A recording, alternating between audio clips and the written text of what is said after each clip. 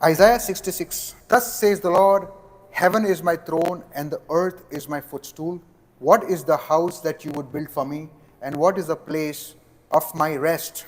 All these things my hand has made, and so all these things came to be, declares the Lord. But this is the one to whom I will look, he who is humble and contrite in spirit and trembles at my word. यहोवा यह कहता है, आकाश मेरा सिंहासन है और पृथ्वी मेरे चरणों की चौकी है। तुम मेरे लिए कैसा भवन बनाओगे और मेरे विश्राम का कौन सा स्थान होगा? यहोवा की यह वाणी है, ये सब वस्तुएं मेरे ही हाथ की बनाई हुई है, इसलिए ये सब मेरी ही हैं, परंतु मैं उसी की ओर दृष्टि करूंगा जो दीन नम्र और खेदित मन का हो और मेरा वचन सुनकर थरथराते हो। when I was an immature Christian, I had a title on my head. जब मैं यीशु मसीह में परिपक्व नहीं था तो मेरे माथे पे कुछ लिखा हुआ था. The title was myself. बोले myself. I was a myself man. मतलब मैं स्वयं. मेरे माथे पे क्या लिखा था? मैं स्वयं. Everything was all about my feelings. Everything was all about how I feel, my comfort, my rights, possessions. हर एक बात जो था सब कुछ मेरे बारे में था. मेरी भावनाएं, मेरा अधिकार और मेरी संपत्ति.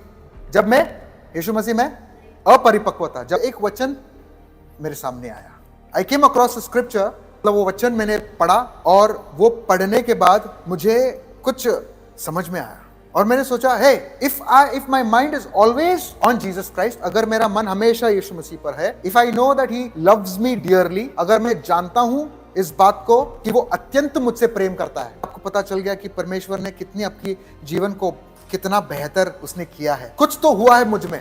आप कहते हो कुछ तो हुआ है मुझ में. आई am not really the same. मैं वो नहीं था जो आज दिखता हूं. मैं कुछ और था. यीशु मसीह ने मेरे जीवन को बदल दिया. मेरी जिंदगी को उसने कितना बेहतर बनाया है. ये जब मुझे पता चला कि मैं सोच रहा हूं यीशु मसीह के बारे में, बार बार उसी के बारे में, मेरा मन हमेशा उसी के ऊपर लगा हुआ है. ये जो तरीका है, ये जो प्रोसेस है, मतलब ये जो प्रक्रिया है सोचने का जो प्रक्रिया है, मुझे समझ में आया कि ये जो है, ये सोचने का जो प्रक्रिया है, उसे आराधना कहते हैं. क्या कहते हैं? वर्शिप. ये जो सोच है, जहां मैं हमेशा इस बात को सोचता हूं कि हाँ, प्रभु मुझसे इतना प्रेम करता है, उसने मेरे लिए अपना जान दिया, और बहुत सारी बातें. आप हमेशा अपने मन को प्रभु यीशु पर ही, तो आप परमेश्वर की आराधना कर रहे हो. वो मुझे इस वचन से पता चला. यूहन्ना का किताब 4:23. But the hour is coming and now is when the true worshippers shall worship the Father in spirit and in truth. For the Father seeks such to worship him. परंतु वह समय आने वाला है, वरन अब आ गया है, जब सच्चे भक्त आत्मा और सत्य से पिता की भक्ति करेंगे. आत्मा और सत्य परमेश्वर की आराधना और स्तुति करेंगे. याद है आपको, मैंने आराधना और स्तुति के समय कहा था, परमेश्वर ऐसे भक्तों की खोज में है जो उसकी आराधना और स्तुति सत्य से और आत्मा से कर सके. लेकिन जब तक पवित्र आत्मा आपके अंदर न आए, तब तक आप परमेश्वर को नहीं जान पाओगे और उसकी आराधना और स्तुति कर ही नहीं सकते. ओके, ये पहले जानना बहुत जरूरी है. तो सबसे पहले एक जरूरी है कि आप पवित्र आत्मा को पाएं. पवित्र आत्मा को पाएं, क्योंकि पवित्र आत्मा आने से पहले आपके अंदर जो आत्मा होती है वो एक दूषित आत्मा होता है. तो अगर आप चाहते हो पवित्र बनना, तो पवित्र आत्मा को आपको प्राप्त करना होगा. यहां पर क्या लिखा है? पिता किसके खोज में है? जो सत्य और आत्मा से पिता की, आमीन, मसीह के ऊपर केंद्रित. अगर मैं हमेशा अपने मन को प्रभु के ऊपर रखता हूं, अगर वो आराधना है, if I always think about my self, then I realized if I always think about my self, my feelings, me all the time, अगर मैं अपने बारे में बार बार सोचता हूं, मैं अपने भावनाओं के ऊपर, भावना मतलब इमोशंस, हमेशा अपने बारे में सोचता हूं, मैं मेरे बारे में हमेशा मेरा मन लगा हुआ रहता है, तो ओ माय गुडनेस, मुझे रियलाइज हुआ, तब मुझे पता चला कि मैं अपनी आराधना कर रहा हूं. अगर परमेश्वर के ऊपर अपना मन को लगाता हूं, मतलब मैं उसकी आराधना. अब बार बार मैं अपने बारे में सोचता हूं, अपनी परेशानियों के बारे में, लोग मेरे बारे में कैसे सोचते हैं, लोग मेरे बारे में क्या कहते हैं, कुछ भी हो, तो मैं किसकी आराधना कर रहा हूं. जब मुझे वो अक्ल आई, तब मैं सोचने लगा, क्या मैं सच में परमेश्वर की आराधना स्तुति और आत्मा से नहीं कर रहा हूं? मतलब क्योंकि आराधना मैं खुद की कर रहा हूं. Church, God is asking you to consider asking yourself this question. Are you worshiping me or are you worshiping yourself? परमेश्वर आज आपसे पूछ रहा है और वो पूछना चाह रहा है, मुझसे भी पूछना चाह रहा है, आप सभी से पूछना चाह रहे हैं कि क्या तुम मेरी आराधना कर रहे हो या खुद की आराधना कर रहे हो? आपको पूछना पड़ेगा खुद से. I would like to read from John 4 verse 22 to 24. यूहन्ना का 4:22 से 24 को पढ़ते हैं. तुम जिसे नहीं जानते उसकी भक्ति करते हो. अभी ये बात जो हो रहा है ये प्रभु यीशु मसीह और एक सामरी स्त्री के बीच में बातें चल रही है. The Lord Jesus is having a conversation with this woman and saying, you worship what you do not know, we worship what we know, for salvation is from the Jews, but the hour is coming and now here when the true worshippers will worship the Father in spirit and truth. यूहन्ना 4 का Father is seeking such people to worship him. God is spirit and those who worship him must worship in spirit and truth. मेरी भावना है, क्या मेरी भावनाएं मुख्य हैं? मेरी चीजें, लोग मेरे बारे में बुरे सोच रहे हैं, मेरा एक बैड इमेज है और मैं चाहता हूं हमेशा, आई always think that people should think good about me. मैं चाहता हूं लोग हमेशा मेरे बारे में अच्छा सोचे. Being too conscious of yourself, self image, अपने ही बारे में ज्यादा ही जागरूक हो, अपनी छवि को लेकर, अपना इमेज को लेकर. यह क्या है पता है? ये क्या है मालूम है? Do you know what it is? It's idol worship. इसका मतलब है मूर्ति पूजा. किसकी पूजा कर रहे हो? अगर आप मूर्ति पूजा कर रहे हो तो यहां पर किसकी पूजा हो रही है? स्वयं, अपना ही. एक मूर्ति की आराधना आप कर रहे हो, वो आप ही का है, खुद का है, क्योंकि आप खुद के बारे में हमेशा, अपने छवि के बारे में सोचते हो हमेशा. प्रेरितों का काम 17:24 से लेके 28. Acts 17, chapter 17 verse 24 to 28. The God who made the world and everything in it, being Lord of heaven and earth, does not live in temples made by man. 25. Nor is he served by human hands as though he needed anything, since he himself gives to all mankind life and breath and everything. 26. And he made from one man every nation of mankind to live on all the face of the earth, having determined allotted periods and the boundaries of their dwelling place, that they should seek God and perhaps feel their way towards him and find him. Yet he actually is not far from each one of us. प्रेरितों का काम 17:24 से 28. जिस परमेश्वर ने संसार और उसमें की सब वस्तुएं बनाई हैं, वह स्वर्ग और पृथ्वी का प्रभु होकर हाथ के बनाए हुए मंदिरों में नहीं रहता. 25. और न किसी की सेवा अपने निर्वाह के लिए चाहता है, न ही वो किसी की सेवा चाहता है, वह तो खुद ही सबको जीवन, श्वास और सब कुछ देता है. 26. उसने एक ही मूल से मनुष्य की सब जातियां उत्पन्न की कि वे सारी पृथ्वी पर बसे, और उसने उनके ठहराए हुए समय और निवास की सीमा बांध दी. समय परमेश्वर का है और निवास की सीमा बांध दी कि वे परमेश्वर को ढूंढे, कदाचित वे उसे टटोल कर पाएं, यद्यपि वह हम में से किसी से दूर नहीं है. Think about it this way. It's like a child who knows its boundaries. When a child tries to cycle for the first time, it reaches out for help. So he or she will try to reach out to the father or to the dad and perhaps try to get on or hop onto the shoulder of the father to get a better view. एक example की तरह है जहां पर एक छोटा सा बच्चा जो है, छोटी सी बच्ची जो है, वो साइकिल पहली बार साइकिल चला रहा है, तो क्या कहते हैं? पापा अपने हाथ को, क्योंकि उसको पता है क्या, वो बच्चे को उसकी सीमाएं, बच्चे की जो सीमाएं हैं वो बच्चा जानता है, वो बच्ची जानती है. उसको पता है कि मैं अकेली साइकिल, मुझे मदद की जरूरत पड़ेगी तो ऐसे हाथ उठाती है पापा. So every time a child realizes that there is only little he or she can do, it's a boundary for them. जब एक बच्चा को समझ आ जाती है कि मैं नहीं कर सकता या मैं नहीं कर सकती, तो वो उसके लिए क्या है? एक सीमा है. बोले एक सीमा, कि वे परमेश्वर को ढूंढे. सीमाएं इसलिए परमेश्वर ने बांधा ताकि परमेश्वर के बच्चे परमेश्वर को ढूंढे, कदाचित वे उसे टटोल कर पाए मतलब परमेश्वर की तरफ आप खींचे चले जाओ. ये मैं परमेश्वर के बिना, प्रभु यीशु मसीह के बिना नहीं कर सकता हूं, क्योंकि वो क्या है? एक सीमा है जब परमेश्वर ने बांधी. That's a boundary that God has kept so that you will be pulled towards God to seek his help. So these Samaritans were sent into exile by an Assyrian king, and the Assyrian king caused people from different nations to settle into the land of God. They did not know anything about worship and the customs that the god of the land demanded. And so God sent lions and they were killing them. 2 Kings 17 का 24.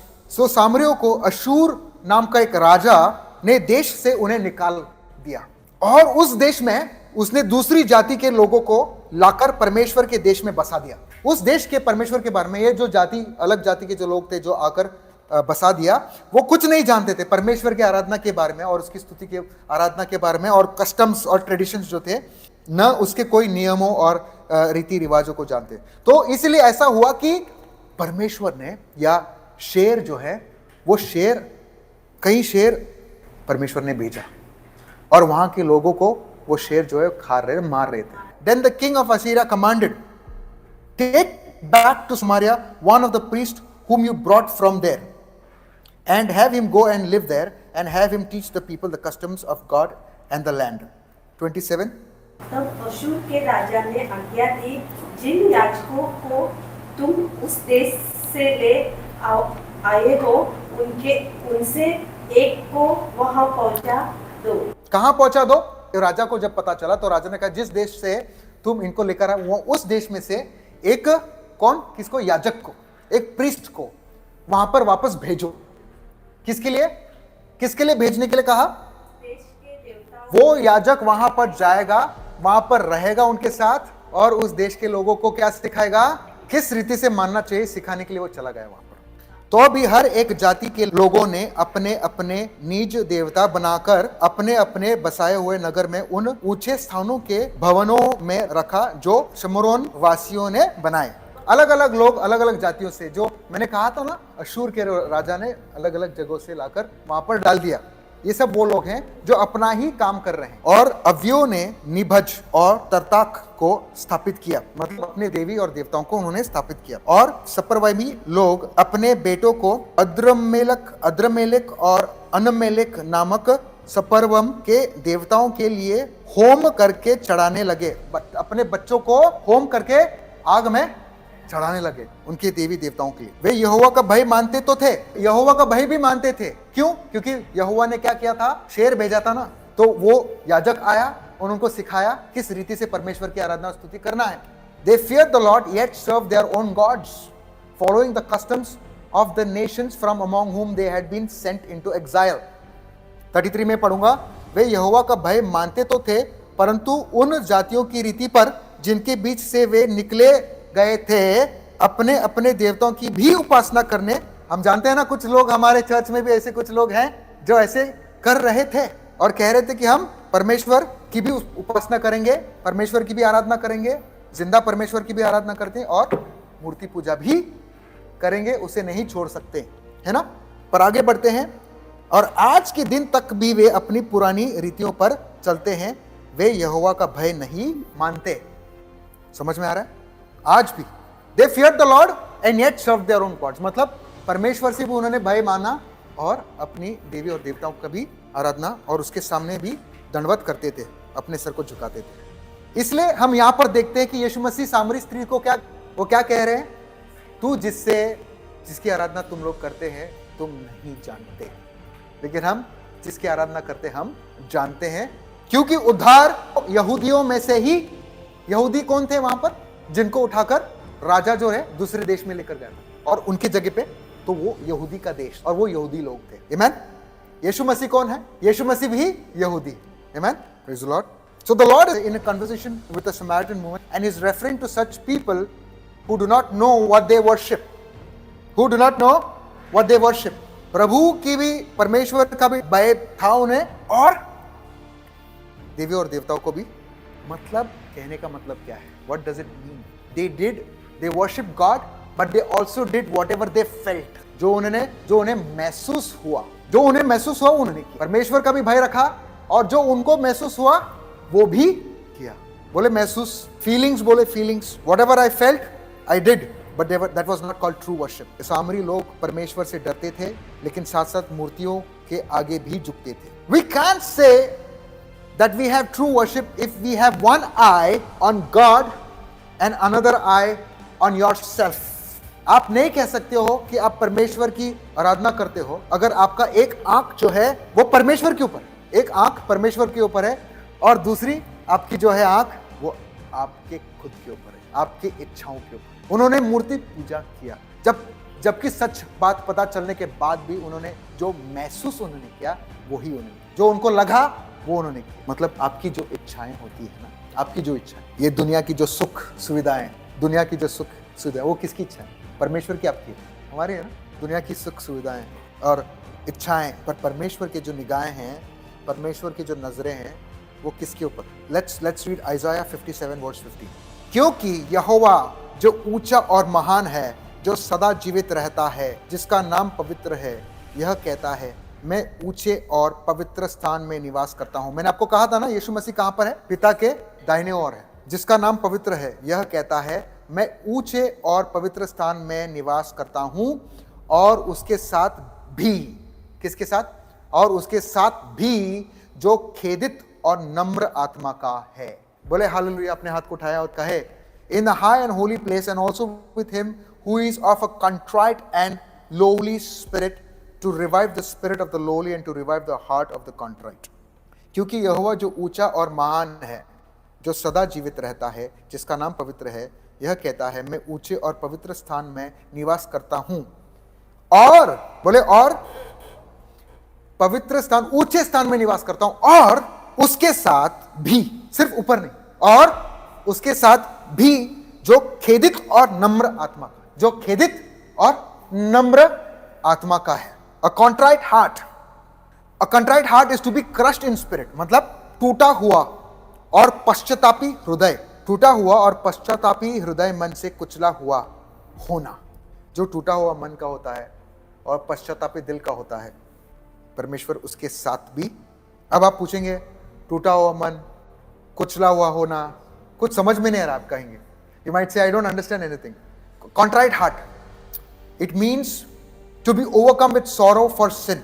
मन से कुचला हुआ होना, किस बात को लेकर? पाप की चीजों को लेकर, पापी चीजों को लेकर आप मन से कुचले हुए हो।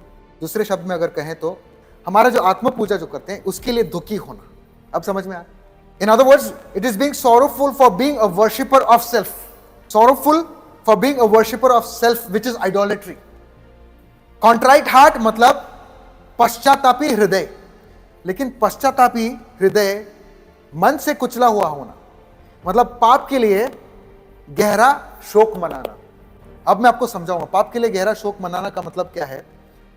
अगर आप खुद की आराधना कर रहे हो, अगर आप बार बार अपने बारे में ही सोचते हो, समझ रहे हो, अपने बारे में ही चिंता कर रहे हो, मतलब आप आराधना कर रहे हो खुद की। किसकी आराधना कर रहे हो? आप खुद की, क्योंकि आप परमेश्वर के बारे में सोच ही नहीं पा रहे हो, तो आप खुद की आराधना करो। इसका शोक आपको मनाना है। हालेलुया। इसका शोक मतलब आप खुद को नम्र बना रहे हो। परमेश्वर, हमेशा मेरी तकलीफ है, मेरी प्रॉब्लम्स, मेरा ही ये चल रहा है, मेरा ही वो चल रहा है, मेरा ही घर का प्रॉब्लम, मेरा ही बीमारी, मेरा ही जॉब का, यही मैं खुद की आराधना कर रहा हूं। वो लोग भी वही कर रहे थे ना, सामरी के लोग। क्या किया उन्होंने? परमेश्वर का तो भाई माना, चर्च में आए, आराधना, हालेलुया क्या, लेकिन जो वो चाहते थे उनके फीलिंग्स, इमोशंस, भावुक होना अपनी चीजों को लेकर। मैं इसको नहीं छोड़ सकता हूं, मैं अपने गर्लफ्रेंड को नहीं छोड़ सकता भाई, बहुत मुश्किल है। मैं चर्च आऊंगा, आराधना स्तुति करूंगा, लेकिन अपना अफेयर चालू रखूंगा। मैं सब कुछ करूंगा, परमेश्वर का धन्यवाद दूंगा, सब कुछ दूंगा, लेकिन मैं उसको छोड़ूंगा नहीं, मैं उसको छोड़ूंगा नहीं बिल्कुल। जो फीलिंग्स आती है ना, उसने मेरे बारे में कैसा ऐसा किया, लोग मेरे बारे में क्या सोचते, भाई मेरा सिचुएशन कभी, मेरा सब कुछ कभी बदलेगा। हम पूछते हैं ना खुद को, मेरा सब कुछ कभी बदलेगा, लोग मेरे बारे में क्या सोचते हैं, और आप खुद के बारे में क्या सोचते हैं, पता नहीं मेरा कब सब कुछ बदल जाएगा, है ना। बोलता है परमेश्वर, ऐसा शोक मनाओ कि तुम अपनी आराधना मत करो, मेरी आराधना। आप किसकी आराधना कर रहे हो, किसके बारे में सोच रहे हो? मैंने शुरुआत में क्या कहा, हम जिसके बारे में सोचते हैं हम उसकी आराधना। Being sorrowful for being a worshipper of self, which is idolatry. Worshipper of self मतलब मूर्ति पूजा। जब आप खुद की आराधना कर रहे हो, उसको कहते हैं मूर्ति पूजा। आप परमेश्वर की भी आराधना करते हो। हालेलुया।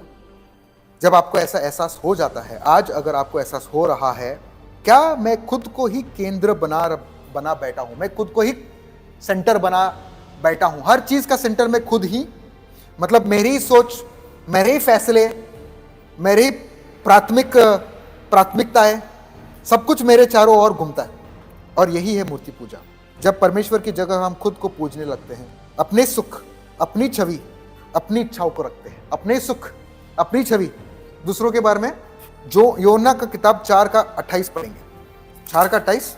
यीशु ने उससे कहा, हे नारी, मेरी बात का विश्वास कर कि वह समय आता है कि तुम न तो इस पहाड़ पर पिता की आराधना करेंगे, ना तो इस पहाड़ पर पिता की आराधना करेंगे, ना तो, और तू करता है ये, तू कहता है कि वह जगह जहां आराधना करनी चाहिए यरूशलेम में है, वो पूछ रही है।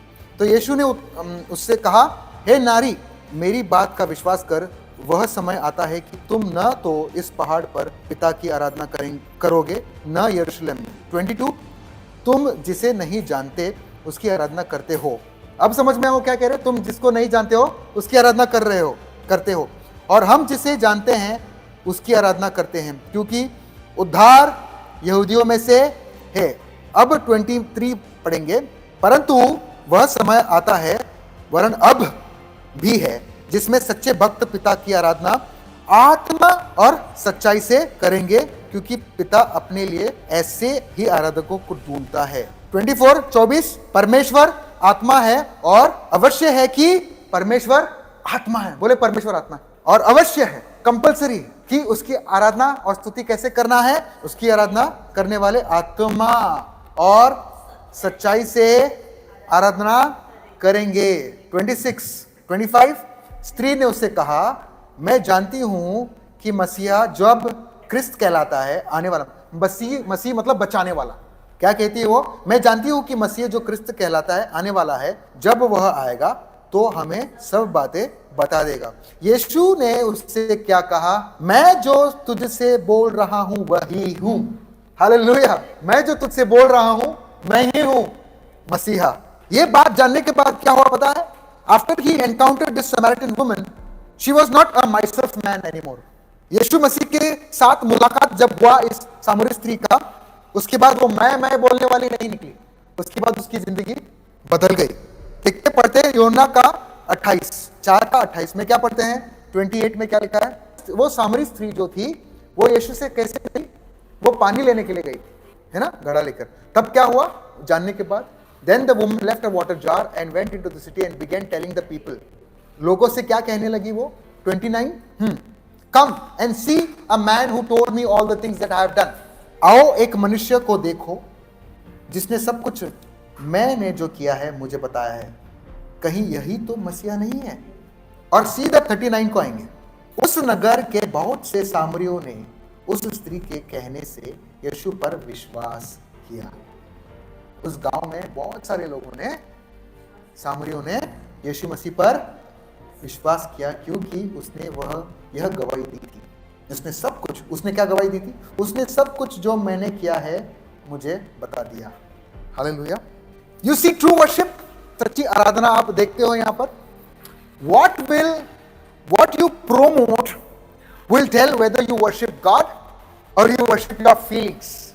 जिस बात को तुम बढ़ावा देते हो वही बात बताएगी क्या तुम परमेश्वर की आराधना कर रहे हो या अपनी भावनाओं की। ये औरत कौन थी? ये सामरी स्त्री जो थी, यीशु मसीह ने उसके बारे में क्या ऐसा बताया जिससे ये कहने लगी कि देखो एक ऐसा मनुष्य जिसने मेरे बारे में सब कुछ। What did this Samaritan woman find out through Jesus which made us say, hey, have you seen this man? He knows everything about me. ऐसा क्या था? अगर आप पढ़ेंगे 4:16 पढ़ेंगे जोर से। जा अपने पति को बुला यहां।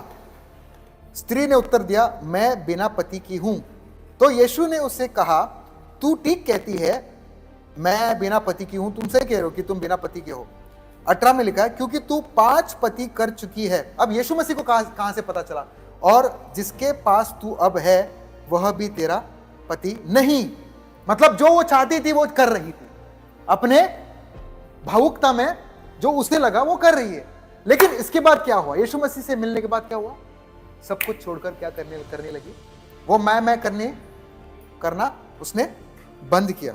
She was living in adultery, but when she found true worship, that woman became a generous giver. जब उसने सच्ची आराधना जो है पाया, सच्ची आराधना कहां पर पाया उसने? यीशु मसीह से मिलकर। यीशु मसीह ने कहा ना कि तू जिसे पूछती है, तो सच्ची आराधना क्या करता है? इंसान को क्या करता है? मैं करना वो इंसान बंद कर देता है, अपने बारे में ही बार बार सोचना बंद कर देता है. That Samaritan woman became a generous giver, a giver of true love. वो जो सामरी स्त्री वो क्या बन गई? वो देने वाली बन गई. क्या देने वाली? सच्चे प्रेम को देने वाली, प्रेम को बांटने वाली. तो प्रेम कौन है यहाँ? यीशु मसीह को बांटने लगे. प्रभु यीशु मसीह क्या है? प्रेम. तो प्रेम बांटने लगी. हालेलुया. आप क्या बांट रहे हैं? आइए लूक का किताब 6 का 38 पढ़ेंगे. 6 का 38 पढ़ेंगे. दिया करो तो तुम्हें भी दिया जाएगा, लोग पूरा नाप दबा कर और हिला कर और उभरता हुआ तुम्हारी गोद में डालेंगे, क्योंकि जिस नाप से तुम्हें नापते हो उसी से तुम्हारे लिए भी नापा जाएगा. दिया करो तो तुम्हें भी दिया जाएगा, लोग पूरा नाप दबा कर और हिला कर और उभरता हुआ तुम्हारी गोदी में डालेंगे, क्योंकि जिस नाप से तुम नापते हो उसी से तुम्हारे लिए भी नापा जाएगा. आमीन.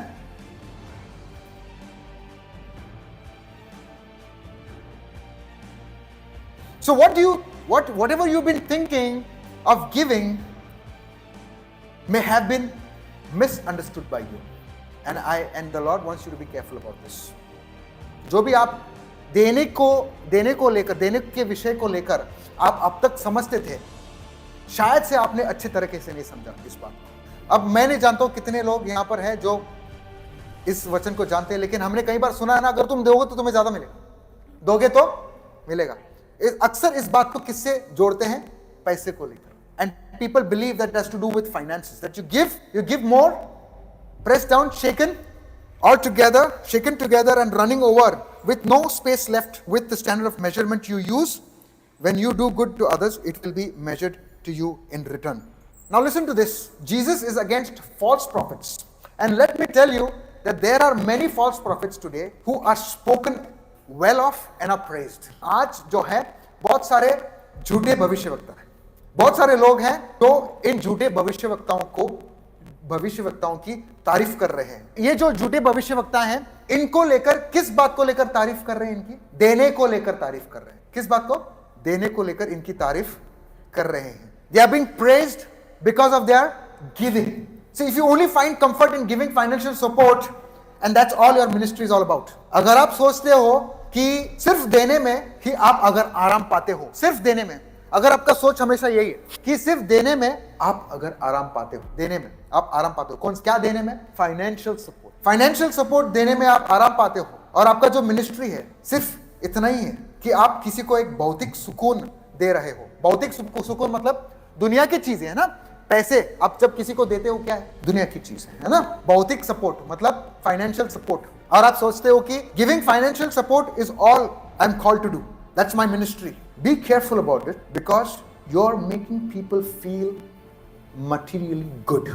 समझ रहे हो आप अगर सोचते हो कि मेरा जो, आप अगर सिर्फ देने में आराम पाते हो, देने में आराम पाना मतलब क्या? कहने का मतलब क्या है यहाँ पर कि हाँ ये मेरा मिनिस्ट्री कि मैं फाइनेंशियली सपोर्ट करूं, तो आप नहीं जानते हो कि आप जो है ना, आप भौतिक सुकून दे तो रहे हो उनको, आप भौतिक सुकून दे तो रहे हो, लेकिन जो रिसीव करता है उसको आप ज्यादा पाने की भूख में छोड़ रहे हो. जिसको आप दे रहे हो, जो रिसीव करता है वो ज्यादा पाने की भूख में आप उसे छोड़ते हो. समझ रहे हो आप? इसका ये मतलब है आप सिखा रहे हो कि आपको देना चाहिए, आपके पास ये होना चाहिए, आपके पास वो होना चाहिए, आपके पास सुकून की जिंदगी होनी चाहिए. आप सिखा रहे हो. एक मसीह अगर आप हो, if you are a Christian, then you've got to live an abundant life. You've got to have abundance, सुकून की जिंदगी. लेकिन यीशु मसीह कह रहा है ये जो लोग हैं ये झूठे प्रचारक हैं. ये क्या है? क्योंकि इनके देने से जब लोग लेते हैं तो उनके अंदर भूख आ जाती है. किस चीज का? कि हमें और भावुक रूप से वो क्या होते हैं? इनके शिकार हो जाते हैं. इस भाई ने मुझे हेल्प किया, इस भाई ने मुझे मदद किया, है ना. फिर उस मनुष्य को क्या करते हैं? चढ़ा देते हैं, बड़ा कर देते हैं उसे, है ना. भावुक रूप से, emotionally they get swayed. And God wants us to be careful not to feed their feelings. God wants us to be careful not to feed. परमेश्वर चाहता है कि हम उनके भूख को न मिटाएं. कौन सी भूख? भौतिक भूख। कौन सी भूख? कि हाँ मेरा काम इतना ही है कि मैं पैसे से बहुत पैसे कमाऊं और सिर्फ पैसे से इनका मदद करूं, बस यही मेरी मिनिस्ट्री है। समझ में आ रहा?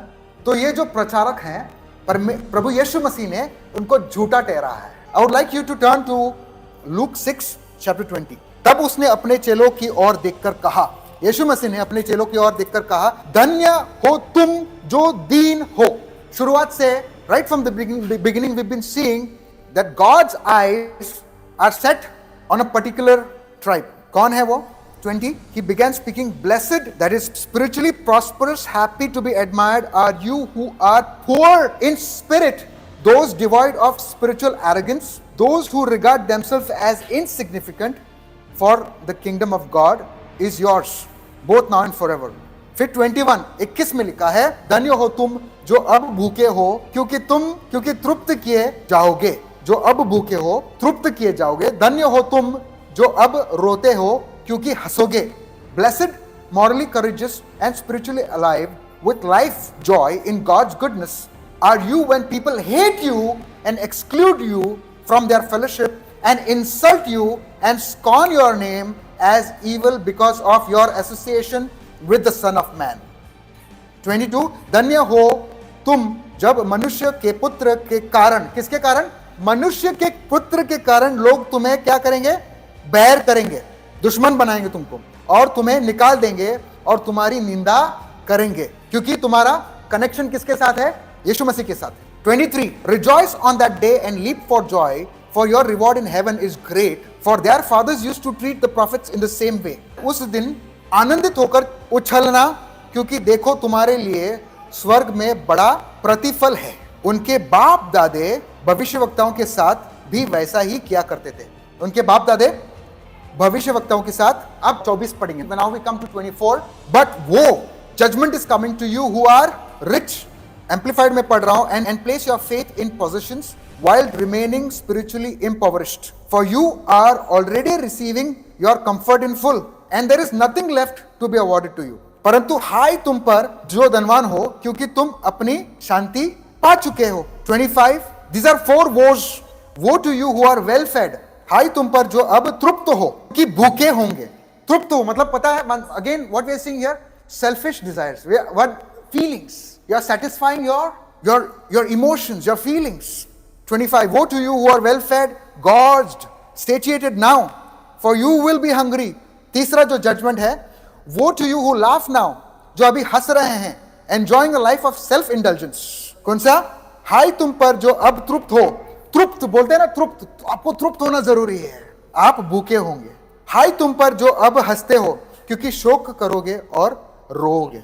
25, woe to you who laugh now, enjoying a life of self indulgence, for you will mourn and weep and deeply long for God. 26 हाय तुम पर जब सब मनुष्य तुम्हें भला कहें।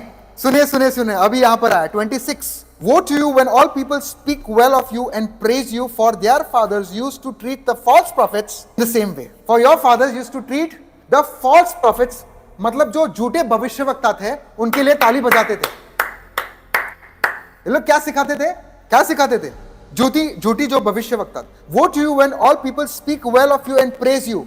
Why are people speaking well and praising these false prophets? Because these are the same false prophets that are following this. These 4 woes are pronounced on the false prophets, and we see that they are the ones who are teaching that all their ministry is to do with generously giving financial support, and that's all. Generously giving financial support, and that's all. No, that's not what verse 38 says. आइए वापस पढ़ते हैं। दिया करो तो तुम्हें भी दिया जाएगा, लोग पूरा नाप दबा कर और हिला हिला कर और उभरता हुआ तुम्हारी गोदी में डालेंगे। पैसे नहीं डालेंगे, आपको पैसे नहीं देना है। परमेश्वर नहीं कह रहा कि तुम पैसे दो, परमेश्वर कह रहे हैं, झूठे भविष्यवक्ता हैं जो कहते हैं कि पैसे दो तो काफी है। क्योंकि आप पैसे जब देते हो किसी को, तो आप उसके अंदर एक लालच को बढ़ाते हो और पाने की, आप उसके लालसाओं को पूरा करते हो। You are feeding material good, but God is saying beware. God wants us to be careful not to feed their feelings, but really in essence सच में ये वचन कहना क्या चाह रहा है? गिव किस बारे में यीशु मसीह कह रहा है? दो।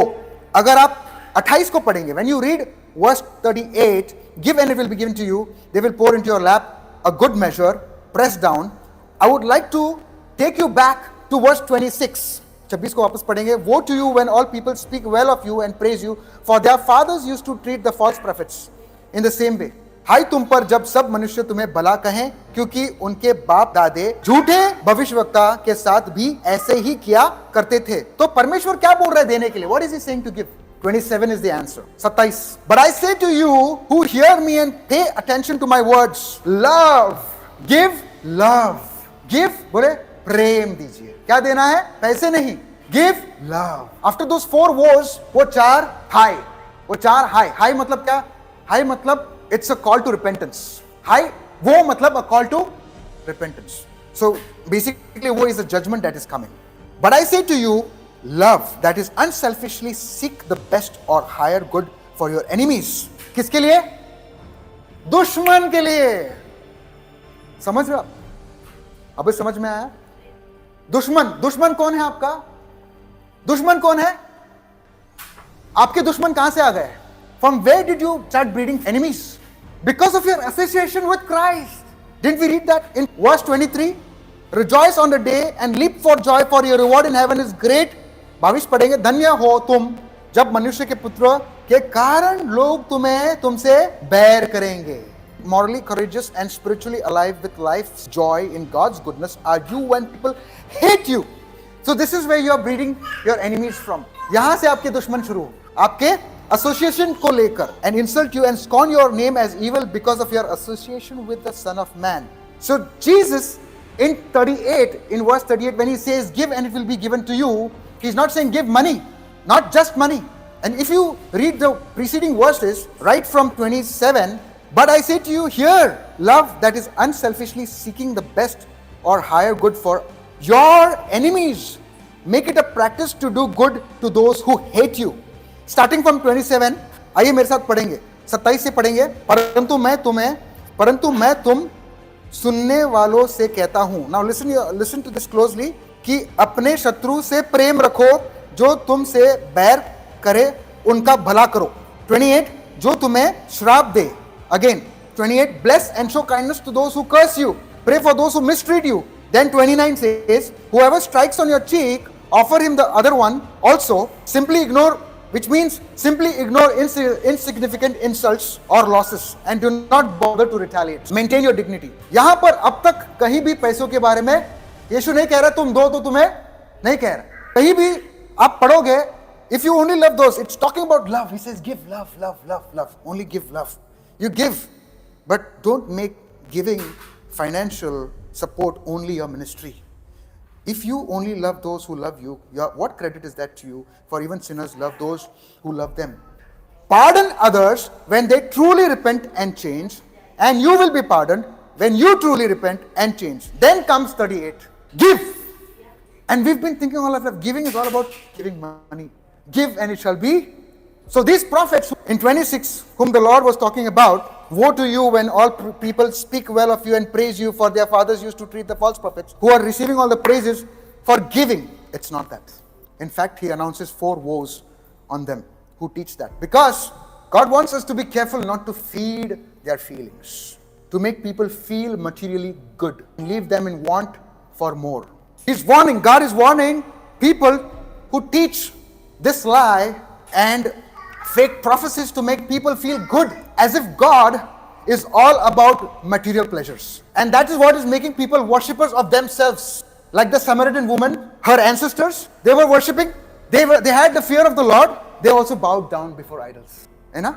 That's why Jesus said, you do not know whom you worship, but we know whom we worship. So one eye is on God and the other eye is on themselves. Feelings, self-image, having a comfortable life. These things, ये जो 4 हाय हैं, यीशु मसीह ने जो घोषणाएं की हैं, जो झूठी शिक्षाएं देते हैं और गलत भविष्यवाणी करते हैं ताकि लोग अच्छा महसूस करें, जैसे कि परमेश्वर जो है सिर्फ भौतिक सुख सुविधाओं के लिए. चर्च, कलीसिया, God is calling us to be givers. God is calling us to be givers, but a repentant giver. Which giver? A repentant giver.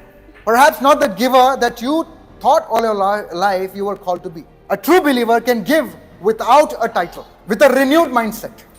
परमेश्वर हमें देने वाला बनाना चाहता है, वो हमें देने के लिए बुला रहा है, लेकिन ऐसा देने वाला जो मन फिराया हुआ हो, पश्चातापी देने वाला. You don't need to be rich to give. The point is, you don't need to be rich to give. Even poor can give now. God has called us to give love. That Samaritan woman whom the Lord said, you do not know what you worship, when she encountered Jesus, she left what she was doing and she went about giving. She didn't go about giving finances. She went about giving love. She went about giving Christ to people. Hallelujah. So Samaritans, those Samaritans that were lost as a result of their ancestors' mistake, many Samaritans came to Christ. बहुत सारे समारिया के जो लोग थे, जो उनके पूर्वज के हिसाब से उन्होंने परमेश्वर की भी आराधना की और उनकी भी आराधना और अपने देवी देवताओं की भी आराधना की उनकी फीलिंग्स के हिसाब से. जब आप आपके फीलिंग्स को आपके बारे में सोचते हो, तब आप किसकी आराधना कर रहे हो? देवी और देवता की आराधना कर रहे हो. You are worshiping an idol. It's all about your feeling, it's all about your comfort, it's all about your pleasures of life, it's all about all you're thinking about is yourself. So God sent lions. And then they sent, the Assyrian king sent whom? अशूर के जो राजा है वो किसको भेजा? एक याजक को भेजा. Sent a priest to the land of Samaria to teach them to worship God in truth and in spirit. Who is the one who worships God in truth and in spirit? Who has a contrite heart. Who is the one who has a contrite heart? Contrite heart का मतलब सिखाया था ना, जो कुचला हुआ मन. Contrite heart मतलब कुचला हुआ मन. कुचला हुआ मन मतलब क्या? Who are overcome with sorrow for sin. Overcome with sorrow for sin, for worshiping self. मतलब खुद की आराधना कर रहे परमेश्वर, हे प्रभु, मैं हमेशा मेरे बारे में सोचता हूँ. Worshipping self. Amen. That is a contrite heart. That is a true worshipper who worships God in truth and in spirit. Because the one who teaches that you must be wealthy and you must have abundance and you must have everything in the Lord, the one who teaches according to the word here, those 4 words that we see in the New Testament, which Jesus is referring to, you will be surprised by the time you reach to verse 38, and when you're reading 39, you will not find anywhere that talks about giving money in specific, as if that is the ministry. जैसे कि एक भाई ने मुझसे पूछा कि brother, मेरा business सही नहीं चल और मैं चाहता हूं कि भाई मैं बहुत पैसा कमाऊं और पैसा कमाऊंगा तो मैं परमेश्वर के लोगों की सेवा कर पाऊंगा. तो क्या अगर आपके पास पैसे नहीं तो आप परमेश्वर के लोगों की सेवा नहीं कर सकते हो? That's my question to you. But then there have been such kind of people that have crept into Christianity that are teaching this false doctrines. So next time you've got to ask yourself, आपको खुद से पूछना पड़ेगा, did you give love? Whatever you do, ask yourself, did I give love? Did I treat others the same way I want them to treat me? Did I judge others self-righteously? क्या मैंने दूसरों को जज किया? क्या खुद को बड़ा कर मैंने क्या दूसरों को जज किया?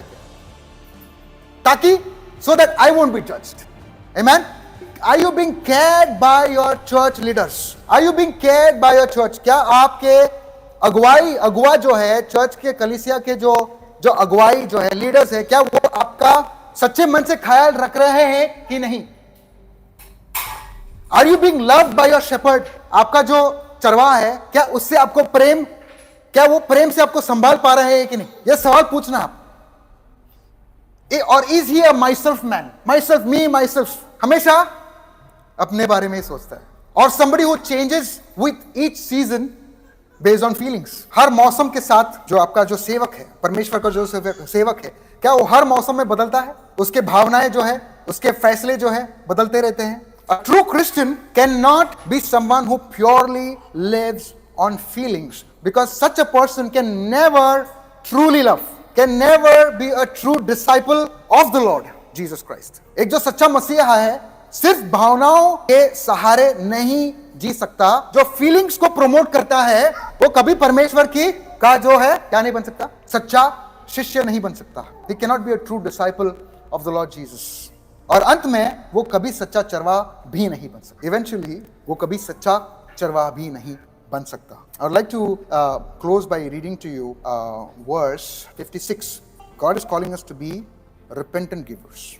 Isaiah 57 verse 15. Isaiah 57, verse 15. God is looking down from heaven, seeking for someone who would worship him in truth. Now you know the meaning of worshiping God in truth and in spirit.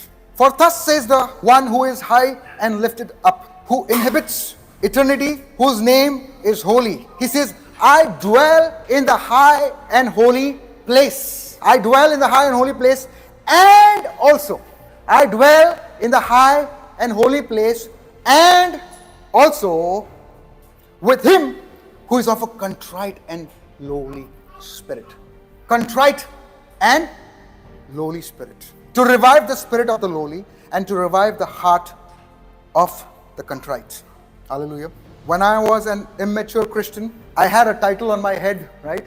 When I was an immature Christian, I had a title on my head, and it read, Myself Man. Everything was all about myself, my feelings, my emotions, my comforts, my rights, my positions. Then I came across a scripture, John 4:23. But the hour is coming and now is when true worshippers shall worship the Father in truth and in spirit, for the Father seeketh such to worship him. That whenever I think about myself more often, when I think about Jesus and I think about his goodness, when I think about what he has done for me and how much he loves me, how much I love him, what all he has done for me, I keep my mind, I have set my mind on the things of heaven. That's a form of worship. That is a form of worship. When I think about God and what he has done for me. But when I think about myself all the time, and I'm worried about myself all the time, and my image all the time, I'm worshiping what I think about all the time. That's idol worship. When I realize that, now I know what it means to worship God in truth and in spirit. To worship God in truth and in spirit is to have a contrite heart. And to have a contrite heart, it means to have overcome with sorrow for sin. To have overcome with sorrow for sin, that you have been worshipping yourself rather than worshipping God all your life. When you realize this, you will be able to worship God in truth and in spirit. Hallelujah. Praise the Lord. I'm no more an immature Christian. And I'm not going to give into the lies of these so-called prophets who claim to say, indulge, enjoy your self-indulgence. Amen? Because they teach how to give and make that specific area of their life a ministry. But what you're doing is you're actually feeding the material good. And you're making them more hungry for those things instead of God. So a poor can now give. The Lord sends us 2 by 2 to give Christ. And Christ is love. It says give. 39 says give love. Hallelujah. Say give love, give love. Christ is love. Nowhere. And yeah, it's out of your generosity that you can give, for sure. But this scripture in specific does not talk about giving specifically about money. Hallelujah. So please take time to go through this. Maybe it might help you with the amplified version, which will give some more clarity. And please surely go through those 4 woes. The 4 woes. Hallelujah. Anyways, let us rise up and let us pray. आइए प्रार्थना करते हैं. प्रभु यीशु, तेरा धन्यवाद परमेश्वर, तेरे वचन के द्वारा परमेश्वर तू चीजों को खोल के रखता है. परमेश्वर ने कहा है कि पिता जो है एक सच्चा आराधक की खोज में है, जो उसकी आराधना आत्मा और सच्चाई से कर सके.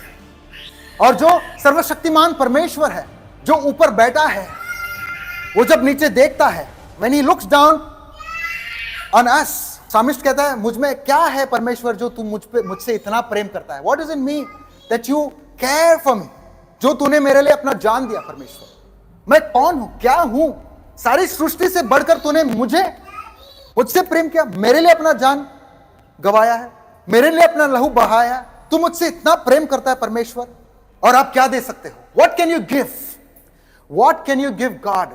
When you look back at the Samaritan woman, अगर आप वो सामरी स्त्री को देखते हो, तो यीशु मसीह के साथ मुठभेड़ होने के बाद, when she encountered Christ, she gave up all her past relationships, feelings. She had 5 men whom she lived with. They were not her husband. But Jesus revealed it to her, and she went about proclaiming Jesus' deity.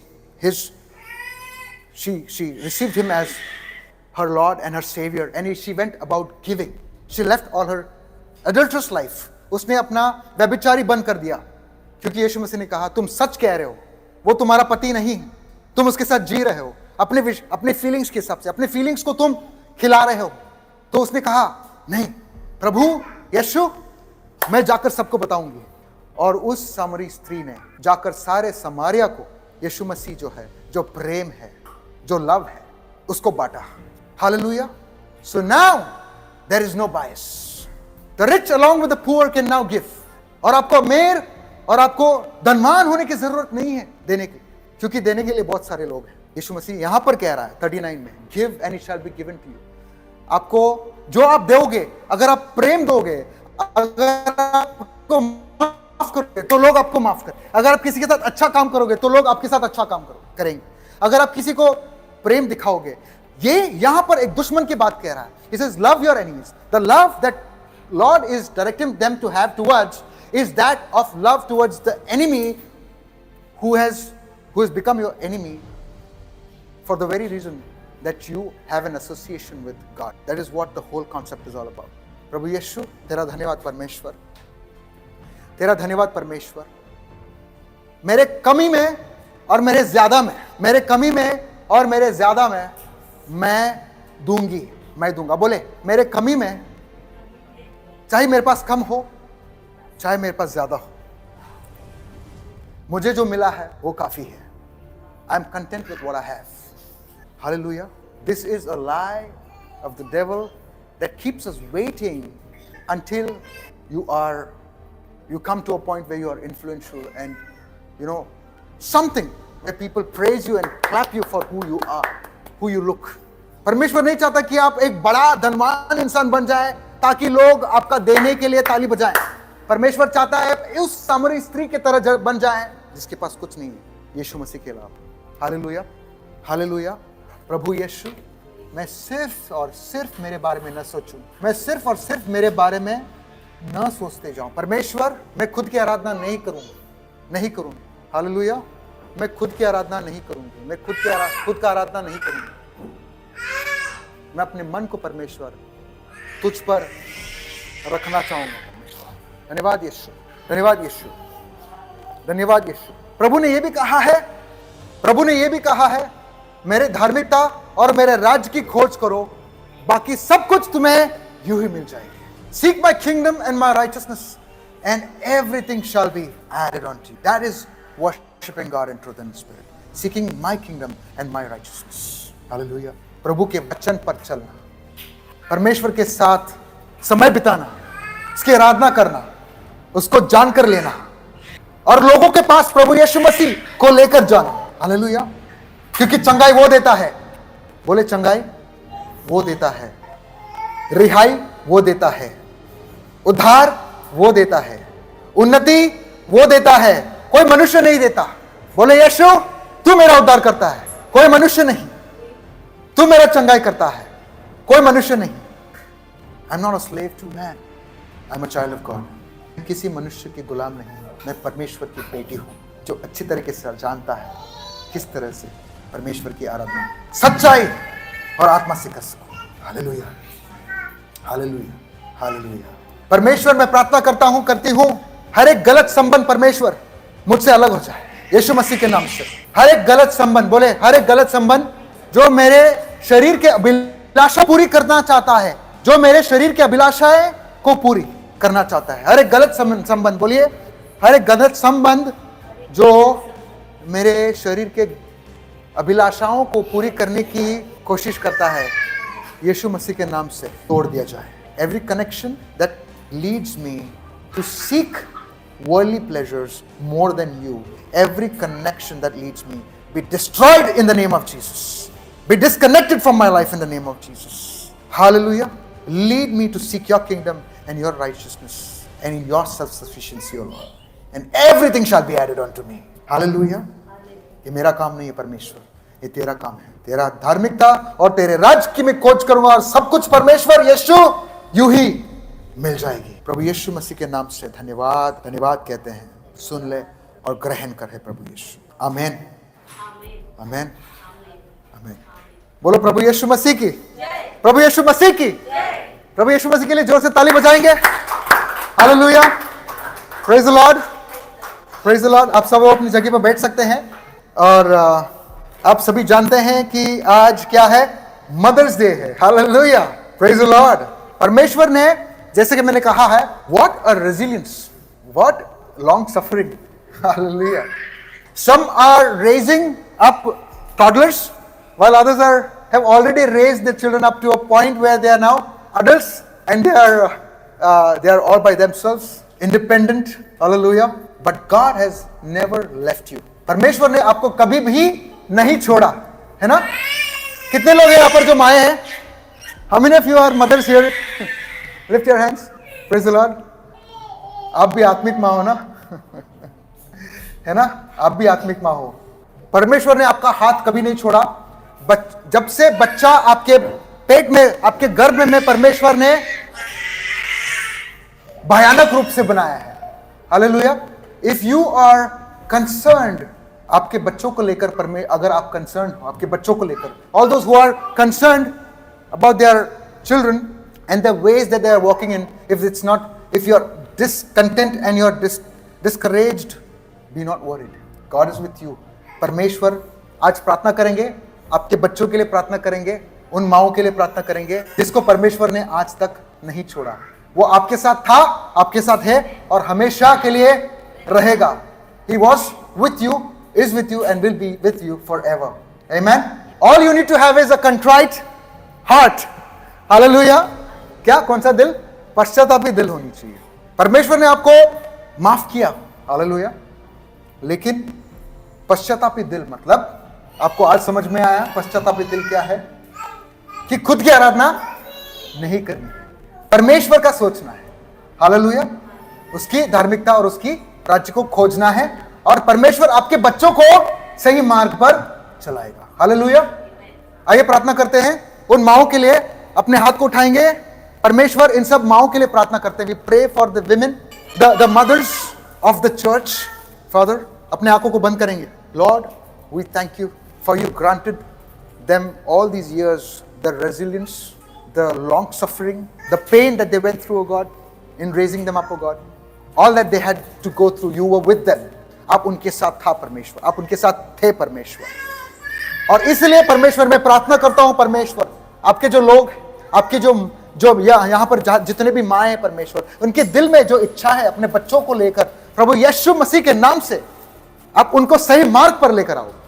You will lead them in the right paths. Today I pray, you will do this, O Lord. Have mercy, have mercy. You will lead them, you will save them. They will know your name. They will seek you. They will bow before you. They will bow before you because you love them. We bless all the mothers in the Lord and we pray for them that are outside Christ. We pray for them, O Lord, that you will bring about a revival in this nation. You will bring about a revival in Goa, in this nation, in the name of Jesus Christ. Convict their hearts, Lord. परमेश्वर इनके दिल को, उनके हृदयों से, परमेश्वर अपने हाथ को उठाएं। जितने माए हैं बोले, प्रभु यीशु मैं धन्यवाद करती हूँ कि आई thank you Lord, I thank you. आपके दिल की इच्छाएं पूरी हो जाए प्रभु यीशु मसीह के नाम से। आपके दिल की इच्छाएं जो है आपके बच्चों को लेकर प्रभु यीशु मसीह के नाम से पूरी हो जाए। बोले यीशु आई रिसीव इट। बोले प्रभु मैं ग्रहण करती हूँ प्रभु यीशु मसीह के नाम से, पवित्र आत्मा के सामर्थ्य से, प्रभु के हुजूरी में। Hallelujah. For you and your household shall prosper in the courts of the Lord. परमेश्वर के भवन में आप, अब आपका जो घराना है प्रभु यीशु मसीह के नाम से उद्धार पाए। मैं घोषित करता हूं आपके जीवन पर, आप सब माओं के ऊपर। आपके बच्चे अंधेरे में नहीं जाएंगे। आपके वजह से आपके बच्चे अंधेरे में नहीं जाएंगे प्रभु यीशु मसीह के नाम से। धन्यवाद यीशु इस प्रार्थना को सुनने के लिए। धन्यवाद यीशु इन सब माओं के लिए। प्रभु तेरा अनुग्रह को बोलते हैं परमेश्वर, क्योंकि तू काफी है। आपको कोई मेहनत करने की जरूरत नहीं, आपको कोई मेहनत करने की जरूरत, प्रभु ने कर दिया है। It is finished. बोले इट इज फिनिश्ड। बोले हो चुका है। मेरे बच्चे प्रभु की सेवा करेंगे। आप खुद पर विश्वास मत करिए, प्रभु यीशु पर विश्वास करिए। बोले प्रभु यीशु मैं तुझ पर विश्वास करती हूँ, मेरे बच्चे तेरी सेवा करेंगे। बोले मेरे बच्चे, my children will serve you. Thank you Lord. जितने लोगों ने आत्मा सच्चाई में विश्वास किया उनके लिए हो जाएगा। धन्यवाद यीशु, थैंक यू लॉर्ड। प्रभु यीशु मसीह के मीठे मधुर और सामर्थ्य नाम से मांगते, सुन ले और ग्रहण कर। और तूने प्रभु आपने ग्रहण किया ऐसे में विश्वास करता हूं। और जितने भी यहाँ पर माए हैं परमेश्वर, उनके शरीर कोई भी दर्द हो, कोई भी दुख हो, कोई भी बीमारी है, यीशु मसीह के नाम से चली जा, यीशु मसीह के नाम से चली जा। धन्यवाद यीशु। प्रभु यीशु तेरा धन्यवाद परमेश्वर। इस बहन के लिए प्रार्थना करता हूँ पूरी तरीके से चंगाई पाए प्रभु आज।